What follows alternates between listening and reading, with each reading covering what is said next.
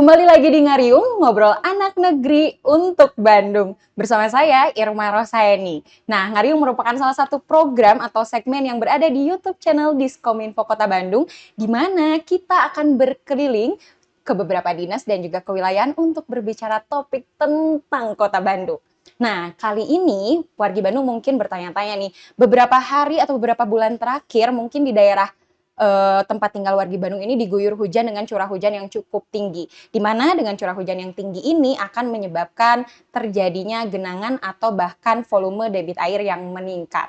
Nah, oleh karena itu di sini saya telah kedatangan salah satu narasumber yang akan berbicara bagaimana cara penanganan dan juga hadirnya pemerintah Kota Bandung dalam menghandle dan juga memberikan solusi terkait isu tersebut. Nah, di sebelah saya sudah ada Bapak Didi Ruswandi, STMT, selaku Kepala Dinas Sumber Daya Air dan Bina Marga. Assalamualaikum, selamat siang Bapak Sampurasun.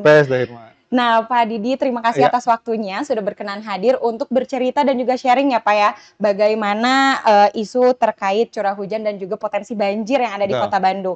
Namun sebelumnya mungkin Pak, banyak wargi Bandung, terutama penonton YouTube channelnya Diskominfo Kota Bandung yang bertanya-tanya, bagaimana sih peran dan juga fungsi Dinas Sumber Daya Air dan Bina Marga secara umumnya nih Pak?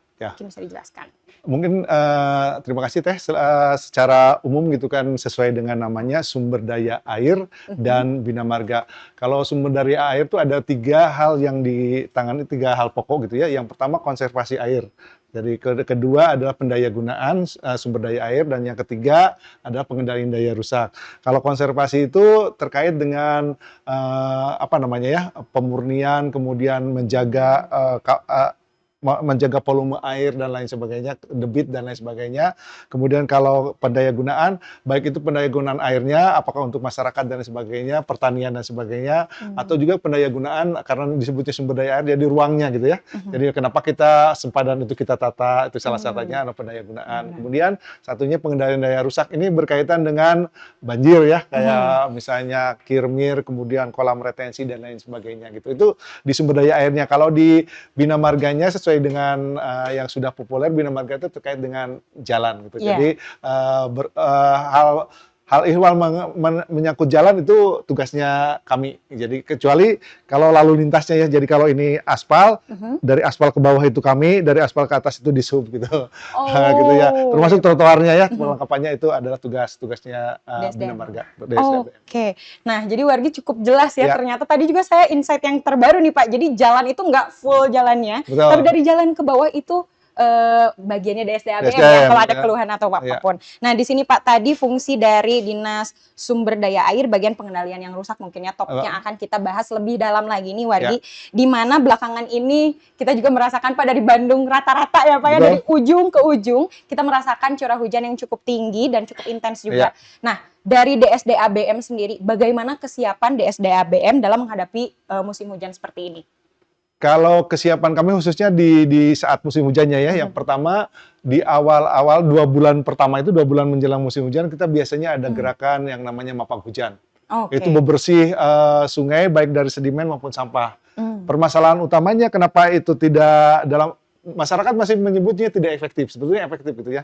Permasalahannya tuh kondisi di atas masih kritis sehingga ketika hujan dia membawa kembali sedimen gitu. Tergerus ke sedimen karena tutupan di atasnya kurang, tutupan hijaunya di atasnya kurang, di hulu gitu ya.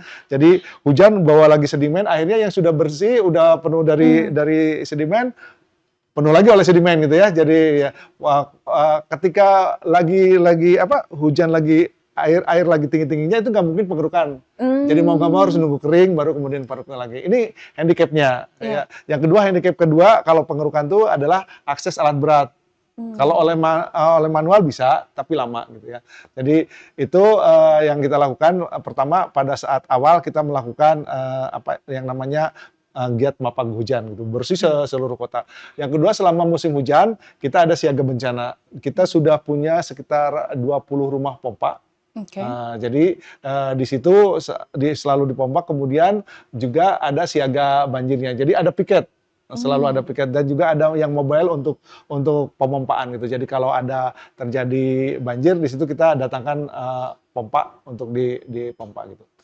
Itu untuk saat banjir. Kalau di saat tidak banjirnya atau dibilangnya apa namanya antisipatifnya gitu ya, kita mulai bergerak dari kalau sekarang disebutnya penanganan tata kelola air itu disebut zero delta Q policy. Jadi zero itu nol ya, Yes, delta itu selisih, Q itu adalah debit. Jadi selisih debit nol. Jadi dalam konsep yang sekarang itu hujan yang jatuh itu nggak boleh membebani sungai. Boleh membebani sungai ketika beban sungainya sudah turun, gitu ya. Jadi baru dialirkan lagi. Sehingga konsepnya tuh kalau nggak diresapkan, ditampung. Kalau nggak sumur retensi atau dihutankan, itu adalah kalau nggak sumur imbuhan dihutankan, itu adalah dibikin kolam retensi. Jadi konsepnya itu. Baru kemudian kalau air udah turun, boleh dialirkan lagi ke sungai gitu. Jadi itu konsepnya.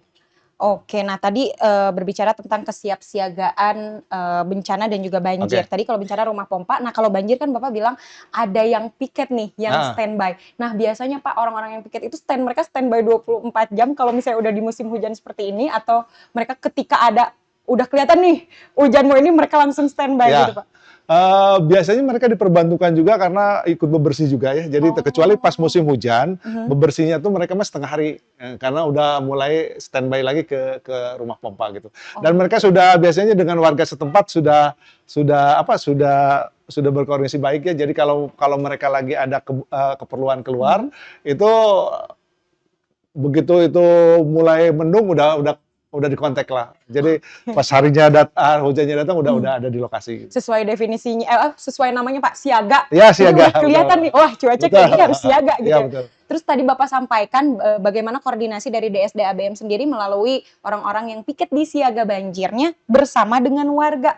Berarti ini udah ada, gimana ya Pak, udah ada bukan chemistry lagi, hubungan dengan warga yang mungkin daerahnya sering terkena banjir. Nah, kira-kira nih dari catatan DSD ABM so far nih Pak, sejauh ini daerah mana aja sih yang rawan akan genangan ataupun banjir di Kota Bandung? Kalau yang di sekitar jalan tuh yang masih belum selesai 100% tuh yang pertama Lewi Panjang. Nah, tapi banjir ke pemukimannya itu relatif sudah selesai, tinggal di jalannya ya. Tahun ini akan dibikin saluran, mudah-mudahan si air kemarin tuh kan di situ ada pohon karet ya, dari drainase jalan tuh ketutup. Mau nebang pohonnya kita nggak berani, ya mau motong akarnya juga takut tumbang gitu ya. Jadi akhirnya kita mau bikin saluran tambahan yang langsung ke rumah pompa gitu ya. Jadi mudah-mudahan itu bisa menyelesaikan masalah yang juga belum beres, walaupun relatif sekarang udah sedikit ya. Selama tahun ini tuh hanya 2 kali kejadian banjir Cibaduyut karena udah ada rumah pompa juga. Ya.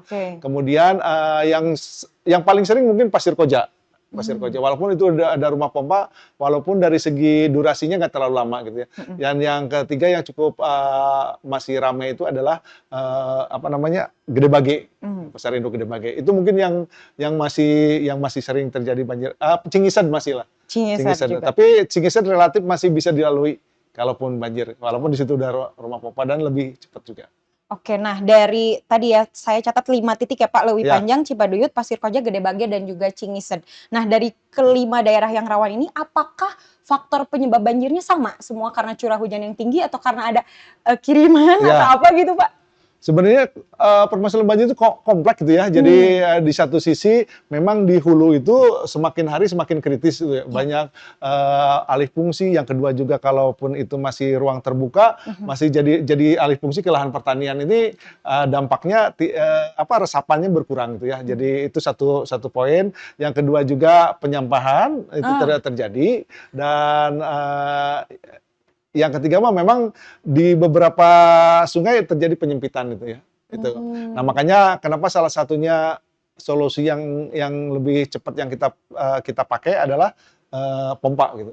Jadi itu memperbesar kapasitas tanpa memperlebar sungai terlebih dahulu. Kalau memperlebar sungai kan kita harus membebaskan dan sebagainya masih lama lah gitu. Dan kedepannya mungkin kalau itu sudah memungkinkan ya kita lakukan. Nah, Pak, dari kita udah tahu beberapa penyebab Ya, dari beberapa titik yang rawan tadi. Kalau misalnya kita bisa mendengar juga tadi Pak Kadi sempat menyampaikan bagaimana program-program dari DSD-ABM sendiri ya. dalam menangani dan juga mengantisipasi banjir. Nah, untuk sekarang nih Pak, apakah ada teknologi baru atau pendekatan yang inovatif terkait untuk problem solving dari pengelolaan banjir yang seperti Bapak jelaskan tadi? Sebenarnya kalau banjirnya pemukiman gitu, Mhm. kita sekarang sudah membangun sekitar 75 titik itu sumur imbuhan dalam. Jadi si Oh, air itu tidak dialirkan ke horizontal, tapi dialirkan ke vertikal ke ke bawah gitu bawah. ya. Nah, ini juga untuk dalam rangka recharge air tanah. Selama ini kan Hmm. kita tuh ngambilin terus air Iya, tanah tanpa pernah diisi gitu ya. Jadi betul. ini sebagian daripada isi tanah. Hmm. Cuma kan itu kapasitasnya hanya berkisar antara 5 liter per detik sampai yang paling bagus tuh ada yang sampai 14 liter per detik tergantung Oh. jenis tanahnya ya. Dan itu efektif untuk sekitar 1 RT lah 50 rumah gitu. Jadi Hmm. tapi kalau banjirnya akibat sungai mah itu sudah tidak bisa menampung gitu. Tapi Mhm. kalau hujannya itu di sana tergenang karena tidak bisa Alirkan. dialirkan ke sungai itu bisa diselesaikan lah. Sekarang udah Oke. 7 dan alhamdulillah terus berkembang karena banyak yang minta.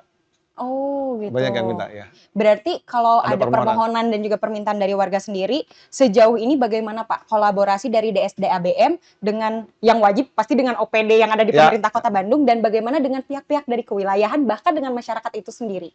Nah, karena konsepnya tadi disebutkan Zero Delta Key Policy, jadi Oh, sebenarnya policy. eee, kalau hujan jatuh tuh kita nggak boleh mengalirkan ke sungai ya. Hmm. Jadi mau nggak mau diresapkan atau ditampung. Jadi sebenarnya di perencanaan kawasan terbangun itu wajib punya sumur imbuhan.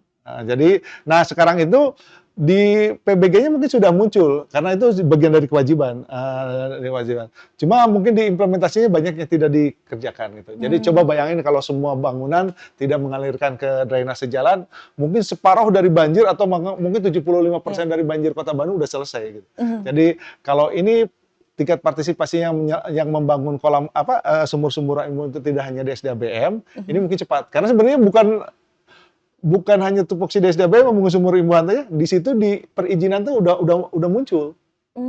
Jadi Mmm. pengembang tuh wajib.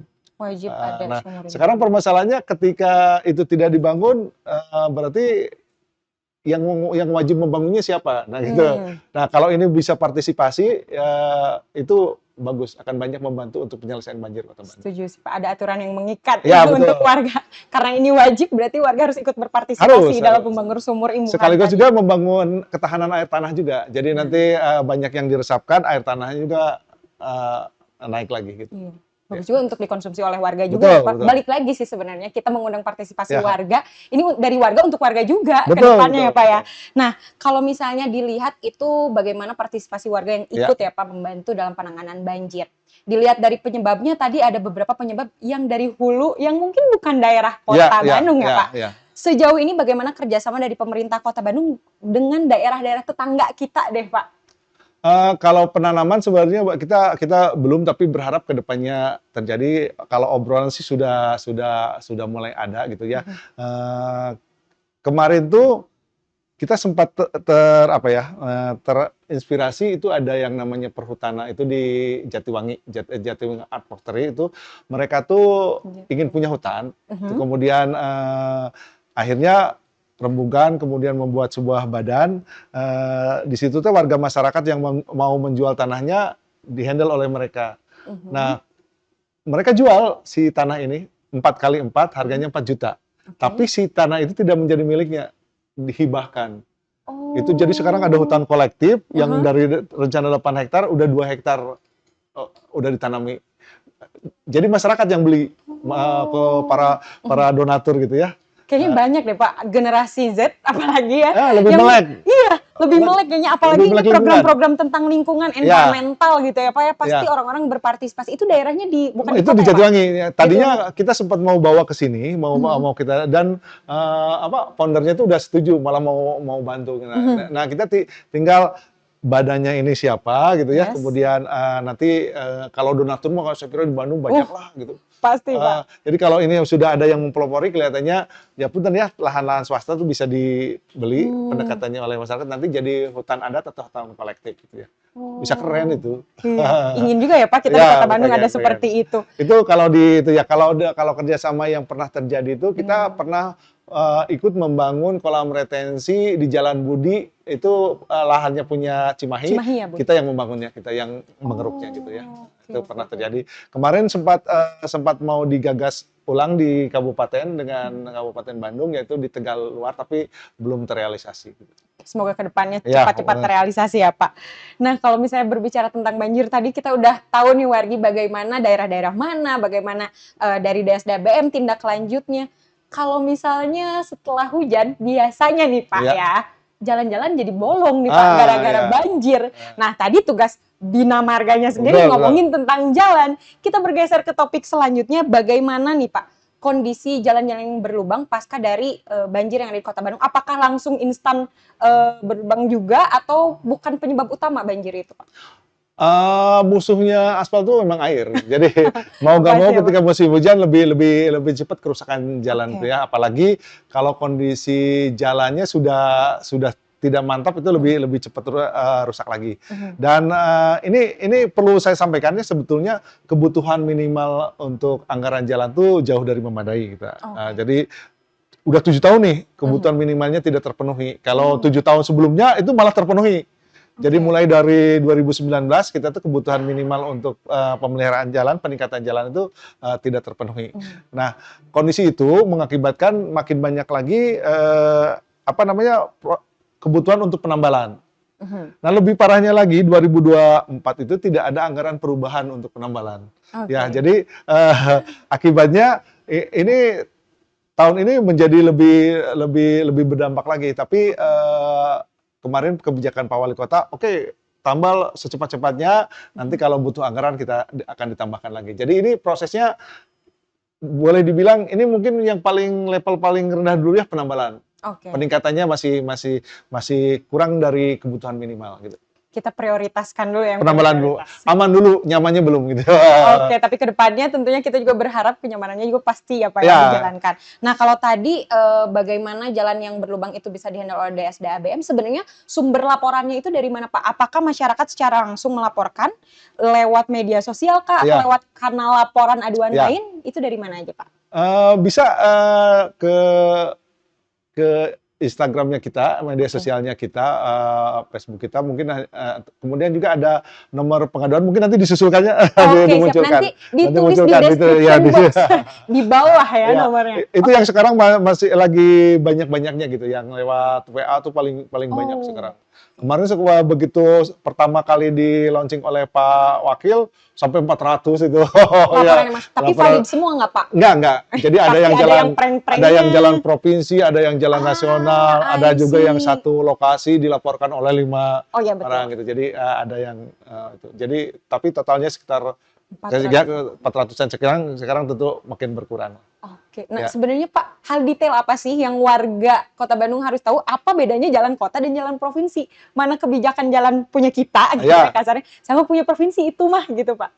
Kalau per definisi mah jalan nasional atau jalan pusat itu menghubungkan pusat kegiatan ekonomi yang skala nasional, Bandung ke Cirebon. Nah, cuma orang nggak tahu Ari Garut bukan pusat kegiatan nasional bukan gitu ya. Nah, ini yang tidak tahu. Ternyata ke Cirebon itu kayak misalnya Soekarno-Hatta itu jalan nasional. Dulu mah hanya boleh satu, tapi alhamdulillah sekarang bisa 2. Jadi yang jalur dari Pasteur ke Timur juga itu sekarang jalan nasional. Dulu bukan. Dulu karena kebijakannya satu, sekarang bisa jadi 2. Kalau jalan disebutnya gini, kalau jalan nasional itu menghubungkan kota jenjang pertama ke kota jenjang pertama gitu. Jadi kalau Bandung ke Semarang itu jalan nasional gitu. Nah, kemudian jalan provinsi itu jalan yang menghubungkan kota jenjang pertama ke kota jenjang kedua gitu. Dari ibu kota provinsi ke ibu kota kabupaten gitu. Nah, itu atau kota itu jalan provinsi. Misalnya kita mau ke Soreang, kita mau ke itu jalan-jalan provinsi ya. Nah, jalan kota tuh yang yang melayani pergerakan perkotaan gitu. Ya. Nah, cuma kita jadi saru gitu ya, jadi tidak terlihat secara kasat mata karena bukan terlihat harusnya kan yang jalan nasional mah akses jalannya tuh jauh-jauh. Tapi karena perkotaan walaupun itu jalan suci itu belum apa-apa udah ada jalan masuk, harusnya nggak boleh itu. Iya. Tapi itu jalannya jalan nasional. Jadi kalau dari segi persyaratan itu sudah tidak kelihatan, tapi mungkin dari statusnya itu tetap jalan nasional. Oke. Ya. Nah, jadi wargi juga harus bisa membedakan mana jalan nasional, provinsi, dan kota. Ya, ya. Mana yang memang kita handle sebagai Ya. Kota Bandung dan mana yang dihandle oleh provinsi dan Ya. selanjutnya.